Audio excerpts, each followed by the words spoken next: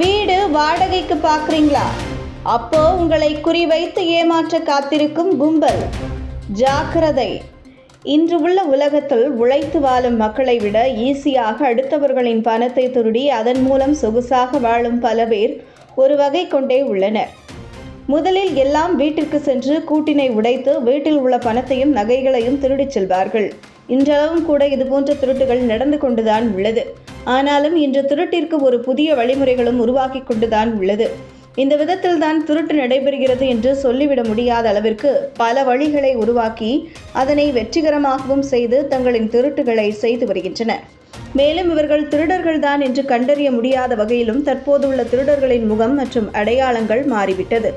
நன்றாக ஆபீசர் போல இருந்து மற்றவர்களை நம்ப வைத்து அவர்களிடம் உள்ள பணத்தை திருடுவது தற்போது உள்ள ட்ரெண்டாக மாறிவிட்டது.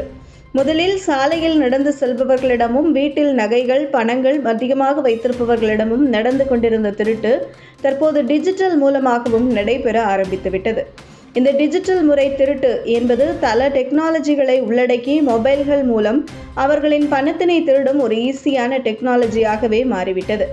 சில அப்பாவி மக்களுக்கு இதுபோன்ற டிஜிட்டல் முறையில் நடக்கும் திருட்டுகளை பற்றி அறியாமல் இருப்பதினால் அவர்களை சுலபமாக ஏமாற்றி அவர்களின் வங்கி கணக்கு எண்களையும் OTP மற்றும் பாஸ்வேர்ட் போன்ற மற்ற செய்திகளையும் அவர்களிடமிருந்து ஏதாவது ஒரு காரணத்தை சொல்லி வாங்கிவிட்டு அதனை பயன்படுத்தி அவர்களின் வங்கி கணக்குகளில் உள்ள பணத்தை திருடிச் செல்கின்றனர். இதுபோன்ற பல திருட்டுகள் தொடர்ந்து நடந்து கொண்டே இருப்பதினால் அனைத்து மக்களுக்கும் இது குறித்த எச்சரிக்கைகள் கொடுக்கப்பட்டது. அதன் தொடர்ச்சியாக தற்போது அதிகளவில் மக்கள் தங்களின் OTPகளையும் வங்கி கணக்கு எண்களையும் மற்றும் பாஸ்வேர்டுகளையும் மற்றவர்களிடம் பகிர்ந்து கொள்வதற்கு சற்று யோசனை செய்கின்றனர். மற்றும் இதுபோன்ற திருட்டுகள் கொஞ்சம் குறைவாகவே உள்ளது. தற்போது இதனைத் தொடர்ந்து மேலும் ஒரு திருட்டு செய்யும் முறை தற்போது உருவாகியுள்ளது.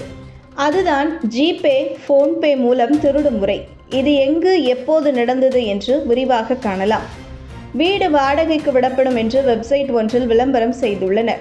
அதனை பார்த்துவிட்டு கடந்த ஏப்ரல் 17 சிவசங்கர திவாரி என்ற ஒருவர் இந்திய விமானப்படையில் வேலை செய்வதாகவும் தற்போது சென்னையில் உள்ள தாம்பரத்தில் வேலைக்காக மாறி வருவதாகவும் உடனடியாக வீடு தேவைப்படுவதாகவும் கூறியிருக்கிறார்.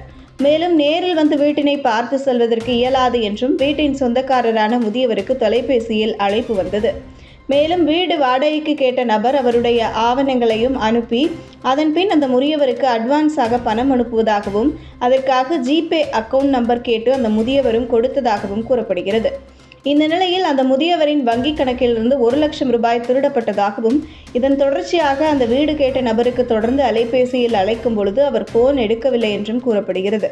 இதுபோன்று வயதானவர்களை ஏமாற்றி அவர்களிடமிருந்து பணம் பறிக்கும் திருட்டு கும்பல்களை பிடிக்கும் போது சோசியல் மீடியாக்கள் மூலம் பதிவினை செய்து வந்துள்ளனர். வீட்டினை வாடகைக்கு விட்டவர்கள் தற்போது இது குறித்து செய்திகள் இணையத்தில் வைரலாகி வருகிறது.